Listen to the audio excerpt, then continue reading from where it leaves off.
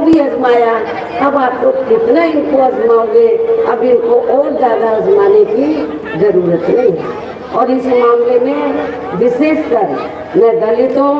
आदिवासियों व अन्य पिछड़े वर्गों के लोगों को ये बताना चाहूंगी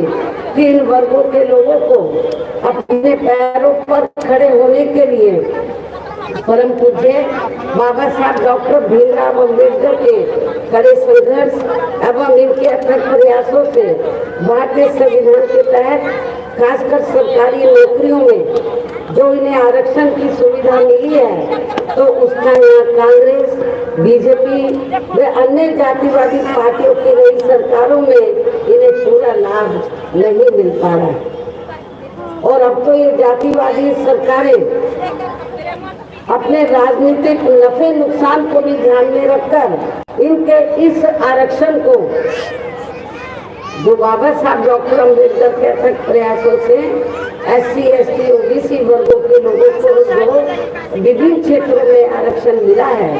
खासकर सरकारी नौकरियों में जो आरक्षण मिला है, तो उसका पूरा लाभ आप लोगों को नहीं मिल पा रहा है।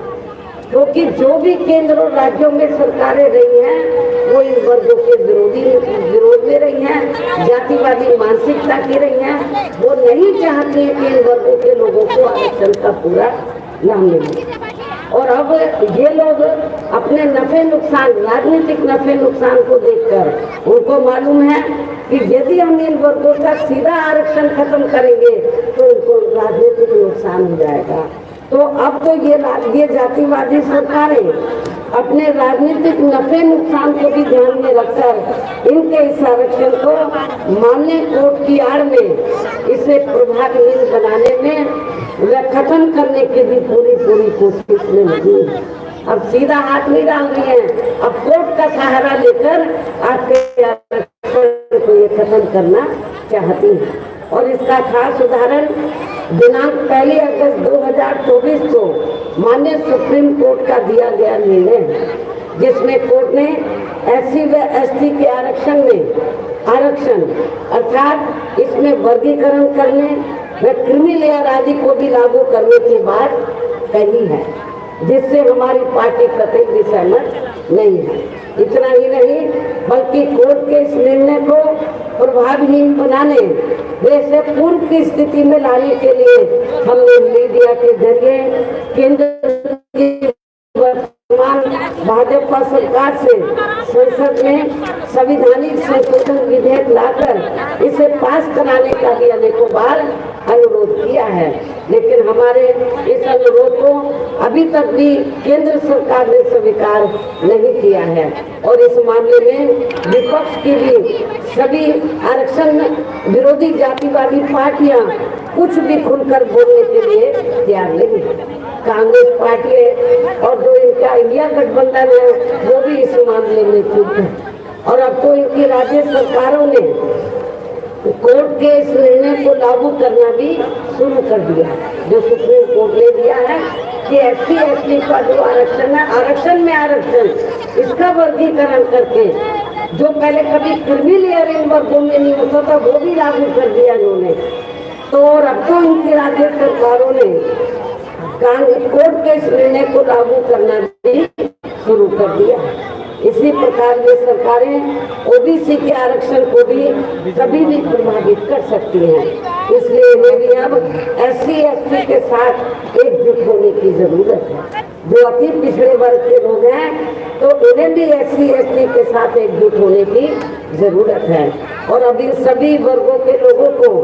यहाँ आपके झारखंड प्रदेश में विधानसभा के लिए हो रहे आम चुनाव में अपनी एकमात्र विपक्षी पार्टी BSP की ही सरकार बनाना बहुत जरूरी है, या फिर इनको यानी कि आप लोगों को बैलेंस ऑफ पावर बनकर इस निर्णय को, जो माननीय सुप्रीम कोर्ट का निर्णय आया है SC, ST के आरक्षण को लेकर, इस निर्णय को यहाँ लागू होने से तब तक रोक कर वे लटका कर रखना है जब तक केंद्र की सरकार कोर्ट के इस निर्णय को संसद में संवैधानिक संशोधन विधेयक के जरिए प्रभावहीन बना के या खत्म करके इसे पुरानी स्थिति में बहाल नहीं कर देती है। या जब तक बीएसपी केंद्र की सत्ता में नहीं आती है या बीएसपी इसको जो जजमेंट आया है तो इसको प्रभावी नहीं बना देती है। और ये इसलिए भी करना बहुत जरूरी है क्योंकि माननीय कोर्ट ने अपने इस निर्णय को लागू कराने का ये कार्य अब सीधा राज्य सरकारों के ऊपर छोड़ दिया। जो अब ये सरकारें इसकी आड़ में अपनी पार्टी के लाभ के हिसाब से इन वर्गों को बांटकर इन्हें आपस में ही लड़ाएंगे। SC ST को लोगों को आरक्षण में आरक्षण देकर इनको आपस में ही लड़ाएंगे तथा इसका राजनीतिक फायदा भी ये विरोधी पार्टियां खूब उठाएंगे। जबकि संविधान के मुताबिक किस जाति को SC व ST की सूची में शामिल करना है या नहीं करना है तो इसका ये अधिकार अभी तक केवल संसद व माननीय राष्ट्रपति जी को ही दिया हुआ था, लेकिन माननीय सुप्रीम कोर्ट ने अब ये अधिकार सीधा राज्य सरकारों को दे दिया। और अब तो कांग्रेस के श्री राहुल गांधी ने भी विदेश में जाकर इनके सभी आरक्षण को, इन वर्गों के सभी आरक्षण को आगे वक्त आने पर खत्म करने का भी ऐलान कर दिया। कांग्रेस ने तो कहा कि हम बिल्कुल खत्म कर देंगे जब वो सेंटर में आ जाएंगे। ऐसे में यही कहना है कि देश में इन वर्गों को बाबा साहब डॉक्टर भीमराव अम्बेडकर ने जो आरक्षण का ये संवैधानिक अधिकार दिया है तो उसे अब यहाँ सभी जातिवादी पार्टियां किस्म किस्म के हथकंडे इस्तेमाल करके प्रभावहीन बनाने में व खत्म करने की ही पूरी कोशिश में लगी हुई है। और इसी मानसिकता के तहत चलकर ही केंद्र व राज्यों में कांग्रेस, बीजेपी व अन्य जातिवादी पार्टियों की भी रही सरकारों ने इनका आरक्षण का कोटा अभी तक भी पूरा नहीं भरा, जिसे फिर अंत में किसी न किसी रूप में सामान्य वर्गों को ही दे दिया जाता है। पदोन्नति में आरक्षण को तो इन्होंने बहुत पहले ही माननीय कोर्ट की आड़ में इसे काफी हद तक खत्म कर दिया है। इसके साथ ही केंद्र व राज्यों की भी सरकारों द्वारा इन वर्गों के लोगों को प्राइवेट सेक्टर में आरक्षण दिए जाने की व्यवस्था किए बिना ही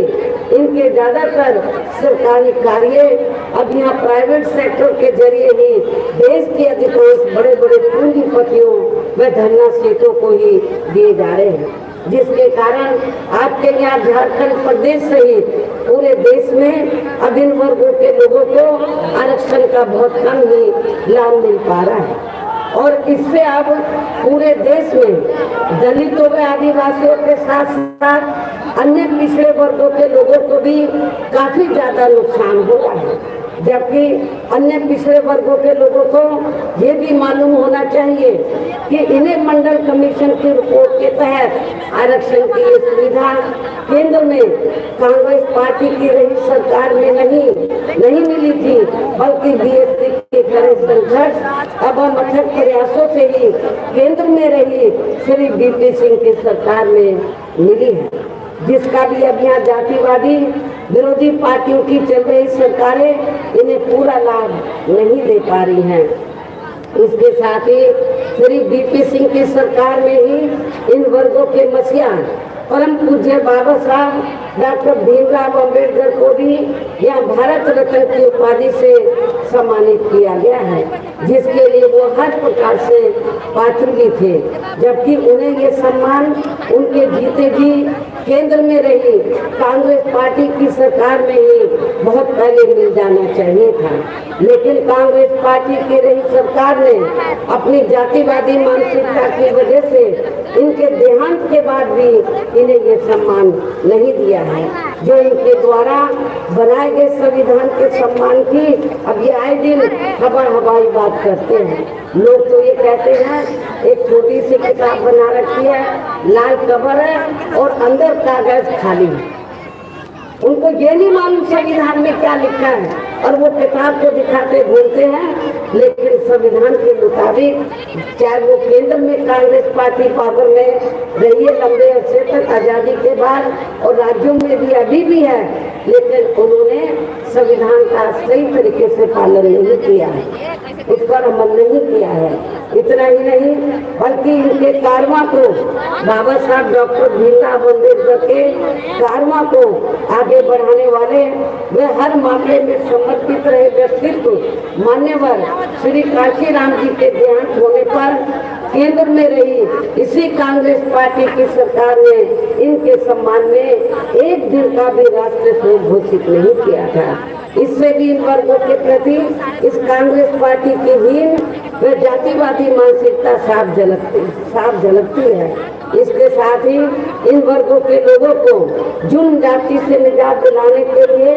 जो भी नियम व कानून आदि बने हैं, तो उन पर भी केंद्र व राज्यों की जातिवादी सरकारें सही से अमल नहीं कर पा रही हैं, जिससे अब यहाँ खासकर दलितों, आदिवासियों वे अन्य पिछड़े वर्गों के ऊपर शोषण करने वाले लोगों का मनोबल और भी ज्यादा बढ़ा है। और ये सब हमें यहाँ आपके झारखंड प्रदेश में भी काफी कुछ देखने के लिए मिल रहा है। इसी प्रकार हमें पूरे देश में मुस्लिम व अन्य धार्मिक अल्पसंख्यक समाज के लोगों की भी हालत कोई खास अच्छी नजर नहीं आती। इनके साथ साथ अपर कास्ट समाज में से खासकर गरीब लोगों की भी आर्थिक स्थिति अभी भी यहाँ के प्रदेश सहित पूरे देश में काफी ज्यादा खराब ही बनी हुई है। इनके अलावा आपके झारखंड प्रदेश से पूरे देश में सर्व समाज में से विशेषकर यहाँ गरीब, मजदूर, किसान, कर्मचारी, व्यापारी एवं अन्य मेहनत कर लोग भी अपनी विभिन्न समस्याओं को लेकर अभी भी हमें काफी ज्यादा दुखी व परेशान ही नजर आते हैं। और इनमें भी किसान वर्ग तो केंद्र में अभी तक की रही सभी सरकारों की गलत नीतियों के कारण काफी ज्यादा परेशान है। लेकिन इनकी मुख्य वजह हमारी पार्टी केंद्र में या आपके झारखंड प्रदेश में भी यहाँ अब तक की रही सभी विरोधी पार्टियों की सरकारों की गरीब व किसान विरोधी तथा इनकी जातिवादी, संकीर्ण व पूंजीवादी मानसिकता के तहत बनाई गई इनकी गलत नीतियों एवं गलत कार्य प्रणाली को ही काफी पूरे तौर से जिम्मेदार मानकर चलती है, जिसके कारण ही आए दिन यहाँ पूरे देश में गरीबी, बेरोजगारी व महंगाई आदि भी काफी ज्यादा बढ़ रही है, जिससे आम जनता काफी ज्यादा दुखी है। इसके साथ साथ अभी भी अपने देश में भ्रष्टाचार हर स्तर पर काफी ज्यादा व्याप्त है, जिससे आपका खुद का अपना झारखंड प्रदेश भी अछूता नहीं रहा। और इन सब के लिए हमारी पार्टी आजादी के बाद से लेकर अभी तक केंद्र व देश के अधिकांश राज्यों में तथा यहाँ आपके खुद के अपने झारखंड प्रदेश में भी ज्यादातर सत्ता यहाँ गलत पार्टियों में से खासकर कांग्रेस, बीजेपी व अन्य जातिवादी पार्टियों के हाथों में ही या इनके गठबंधन दलों के हाथों में ही आने को मानकर चलती है। और इन सभी विरोधी पार्टियों को हमारी पार्टी इसलिए भी जिम्मेदार मानकर चलती है क्योंकि शुरू से ही लगभग ये सभी विरोधी पार्टियां केंद्र व देश के अधिकांश राज्यों में भी ज्यादातर यहाँ बड़े बड़े पूंजीपतियों व धन्ना सेठों की आर्थिक मदद से ही सत्ता में आती है। और सत्ता में आ जाने के बाद फिर ये पार्टियां अधिकतर मामलों में अपनी आर्थिक एवं अन्य सभी नीतियां यहाँ गरीब एवं आम जनता की समस्याओं को दूर करने के हिसाब से तैयार नहीं करती है, बल्कि देश के उन बड़े बड़े पूंजी